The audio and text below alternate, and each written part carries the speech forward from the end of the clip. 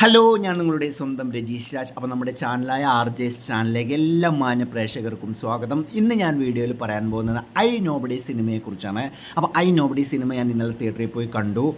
അടിപൊളി ആക്ടിങ്, നമ്മുടെ രാജുവേട്ടനെ പറയാതിരിക്കാൻ വയ്യ. പൃഥ്വിരാജ് സുകുമാരൻ എന്ന് പറഞ്ഞ നടൻ, സകലകലാ വല്ലഭൻ, ഐ നോബഡി സിനിമയിലെ രാജീവൻ എന്ന് പറയുന്ന കഥാപാത്രം വളരെ പെർഫെക്റ്റോടുകൂടി 100% നീതി പുലർത്തി ചെയ്തിട്ടുണ്ട്.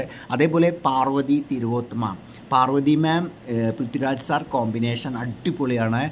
പിന്നെ അതേപോലെ 2 കൊച്ചു പിള്ളേരെ, ഇതിൽ എന്ന് പറഞ്ഞാൽ പൊളിറ്റിക്സ് ഉണ്ട്, പണത്തിന് വേണ്ടി ആർത്ത് പിടിച്ച് നടക്കുന്ന ആളുകളുടെ അവർക്ക് കുറച്ച് മെസ്സേജ് ഉണ്ട്. അതേപോലെ ഒരുപാട് സുഹൃത്ത് ബന്ധങ്ങൾ തമ്മിലുള്ള ആ ഒരു കണക്ഷൻ, അങ്ങനെ ഒരുപാട് സംഭവങ്ങൾ ഇതിലുണ്ട്. ഫസ്റ്റ് മുതൽ ലാസ്റ്റ് വരെ കണ്ടാലേ നമുക്ക് പടം മനസ്സിലാവുള്ളൂ. ഡയറക്ഷനും ക്യാമറ വർക്കും മ്യൂസിക്കും എല്ലാം അടിപൊളി. ഫസ്റ്റ് കുറച്ച് ലാഗ് ഒഴിച്ച് ബാക്കി എല്ലാം പെർഫെക്റ്റ്, അടിപൊളി സിനിമ. എല്ലാവർക്കും കാണാൻ പറ്റിയ ഒരു മൂവിയാണ്. ഒരുപാട് മെസ്സേജസ് ഉണ്ട് ഇതിൽ.